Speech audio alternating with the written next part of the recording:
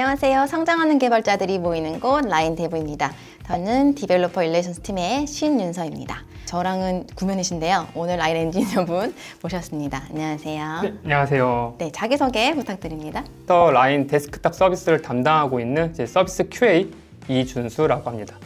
사이드 잡 같은 거로 테스트 자동화를 운영하고 개발하고 있고요.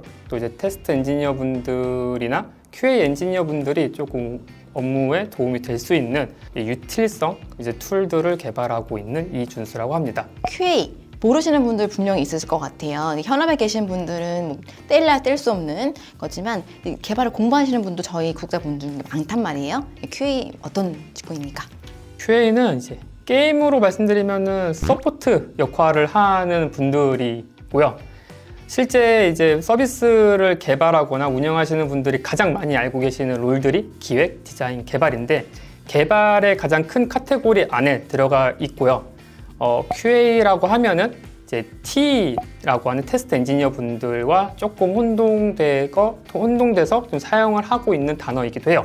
어쨌든 서비스가 시작되는 제일 앞단부터 서비스가 종료되는 제일 마지막 단까지 그 전체 역할에 대해서 조율을 하고 실제 각 롤들이 좀 더 시너지가 날 수 있도록 도와주는 역할이라고 생각해 주시면 될 것 같습니다. 교수님이 하시는 직무에 대해서 조금 더 자세하게 설명해 줄 수 있어요? 저의 경우에는 서비스 QA라고 하는 역할이 가장 지금 많은 퍼센테이지를 차지하고 있는 역할이고요. 실제 라인 데스크탑 서비스를 실제 릴리즈하기 위해서 기획서 리뷰나 개발이 완료된 기능들에 대한 테스트 운영을 진행하고요. 실제 마지막 릴리즈 단계까지 혹 그 뒤에 모니터링 단계까지 현재 책임을 지고 있는 역할이라고 봐주시면 될 것 같습니다. 조금 더 세컨 잡으로, 조금 더 서브 잡으로 말씀을 드리면은 실제 테스트를 하는 방식은 T나 혹은 개발자분들 혹은 각 서비스를 같이 운영하고 계시는 분들이 손으로 직접 사용자들처럼 똑같이 테스트를 하는데 그런 테스트들 혹은 반복적인 테스트로 만들어진 결과물들을 조금 더 쉽게 사람 손이 타지 않고 조금 더 빠르게 반복적으로 여러 번 테스트할 수 있는 테스트 툴들을 개발하는 역할도 겸하고 있습니다. 지금 이런 업무를 하시게 된 계기가 궁금합니다. 이게 너무 오래전 일이라 사실은 조금 기억이 흐릿흐릿한데 처음 시작은 분명히 개발 업무로 시작을 했어요. 근데 개발 업무를 하다 보니까 전체적인 라이프 사이클에 관심이 있고 실제 서비스가 릴리즈 되는 것보다도 개발이나 서비스들을 위해서 운영하시는 분들 혹은 개발하시는 분들 를 위해서 조금 내가 무엇을 할 수 있을지에 대해서 조금 더 고민하게 된 계기가 생기더라고요. 그래서 그런 롤이 무엇일까라고 생각을 했을 때 그때 당시에는 조금 생소했던 QA 롤이라고 하는 걸 시작을 하게 됐어요. 지금처럼 많이 알려져 있지도 않고 QA가 뭔지도 모를 때이다 보니까 조금 생소했고 저도 접근하는데 조금 어려움이 있었습니다. 저희가 보통 티켓으로 만나게 되잖아요. 이름과 그렇죠. 티켓, 어떤 이슈. 레포터로 보게 되지 사실 어떤 과정을 거쳐서 이렇게 올라오고 있는지는 잘 모를 수 있어서 그런 프로세스에 대해서 조금 설명해 주시면 재밌을 것 같아요. 아마 대부분의 서비스를 담당하거나 운영하는 곳들이 비슷비슷할 거예요. 전체적으로 기획자가 만들어 놓은 프로젝트 기능 명세서에 대해서 리뷰를 하고 실제 이게 사용자들에게 어떤 도움이 될 수 있는지를 한 번 더 고민을 하게 되는 시간을 갖고요.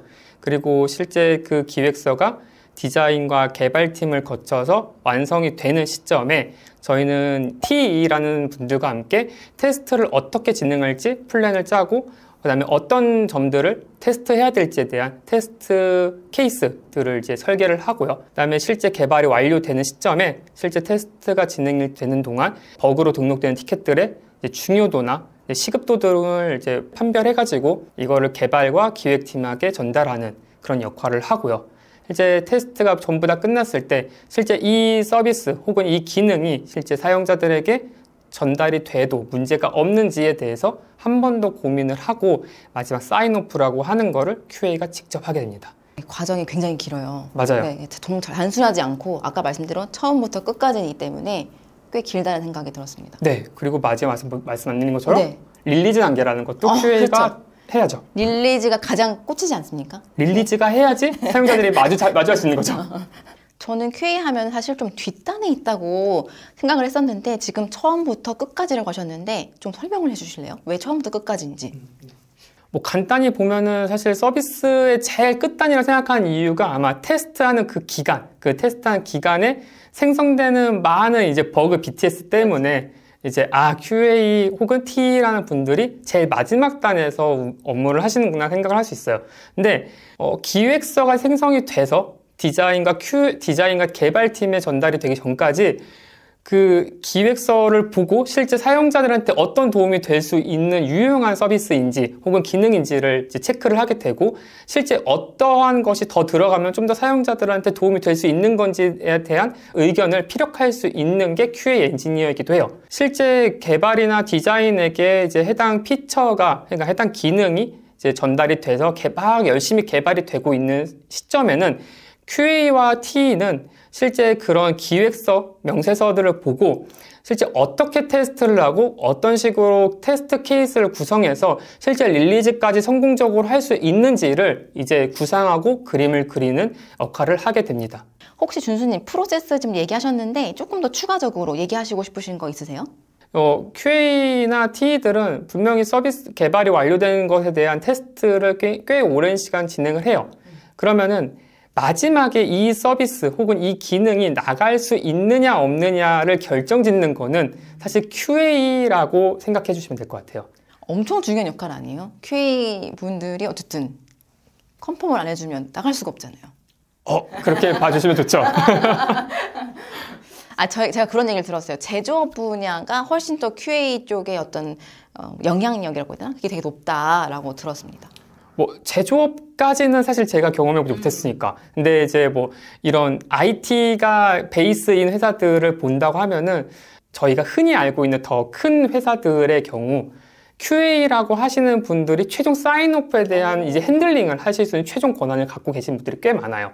그래서 예를 들면은 이제 해당 서비스가 나가야 되거나 혹은 핫픽스, 그러니까 긴급하게 수정이 되어서 나가야 되는 부분이 있다고 하면은 반드시 QA에 사인이 꼭 들어가야지만 실제 릴리즈가 될 수 있는 곳도 있습니다.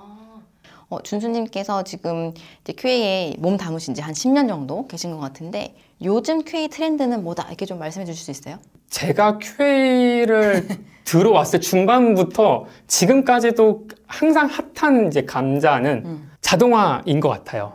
이제 아무래도 QA라고 하시는 분들이 가장 본인 스스로 좀 칼을 만들 수 있는 이제 그런 부분이기도 하고 자동화가 가능하다고 하면은 굉장히 많은 리소스와 굉장히 많은 이제 코스트를 줄일 수 있으니 이 부분에 대해서 굉장히 많이 포커스를 하시는 분들이 많아요. 코로나 시절에 한참 IT가 붐이 불었다가 약간 지금 좀 시들어져 있는 상황이잖아요.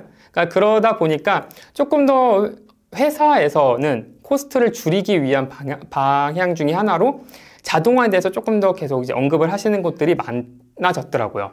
그래서 요즘 가장 큰 화두는 아무래도 자동화인 것 같다.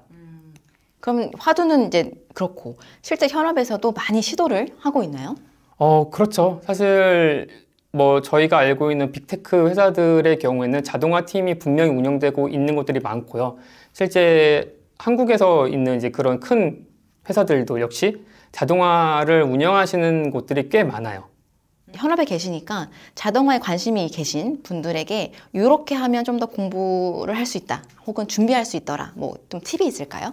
자동화를 하시고 싶으신 분들이라고 하면은 사실 자기가 담당하고 있는 서비스에 대한 스펙은 당연히 기본적으로 알고 있어야 되고 본인이 담당하고 있는 서비스의 OS에 대한 특징도 당연히 알아야 되는 것 같아요. 서비스를 QA 하시는 분들도 기본으로 아셔야 되는 기본 베이스 역량인 것 같고 자동화를 하시는 분들이라 하면은 거기에 더해서 언어에 대한 능력이 조금 필요하다라고 생각이 듭니다.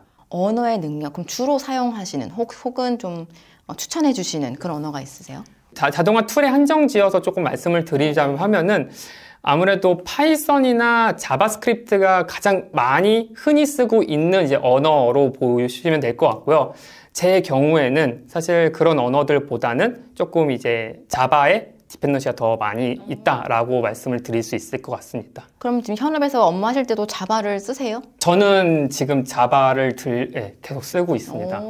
상상할 수 있게 설명해 주실 수 있어요? 어떻게 하시는지? 예를 들어서 테스트 자동화라는 것들을 운영하기 위해서는 사실 툴에 의존해서 해당 건을 개발하거나 스크립트를 작성할 수도 있는데, 사실 그렇게 되면은 그 툴에 대해서 의존성이 많이 높다 보니까 사실 그 QA 엔지니어 분들이라거나 혹은 이제 그 일선에서 같이 이 해당 테스트 결과를 보시는 분들이 좀 유연함을 좀 더 강조하시고 싶을 때가 있어요. 그렇죠, 그렇죠. 근데 이제 툴에 디펜던시가 걸리면 사실 그런 그 유연성을 어떻게 활용할 수가 없다 보니까 툴이 아닌 이제 실제 코드 베이스로 자동화를 개발하는 경우가 이제 생기게 되는 거죠. 그러면은 거기서 가장 많이 쓸 수 있는 언어가 뭐냐라고 생각을 한다고 하면은 그래도 가장 레퍼런스가 많은 자바로 쓰는 게 낫겠다라는 생각으로 자바를 시작을 하게 된 거죠. 좀 엉뚱한 질문일 수 있는데 자동화 툴도 QA를 또 해야 되는 거 아니에요?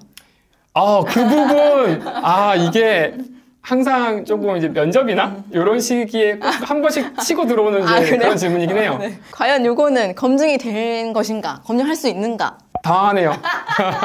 네, 제가 엉뚱한 질문을 해서. 네, 그 부분 분명히 이제 질문하시는 분 있고, 저도 그 부분에 항상 의문이 있어요. 그래서 툴에 대한 의존성을 좀 많이 버리고, 코드 베이스의 자동화를 좀 개발하는 데 좀 초점을 되어 있는 거죠. 여러분, 제가 의도치 않게 약간 면접 단골 질문? 갑자기 넣었습니다. 지금 이렇게 쭉 듣다 보니까 준수님의 라이프 사이클에 이 업무의 특성이 좀 많이 배어 있을 것 같은 게 있거든요. 어떠세요?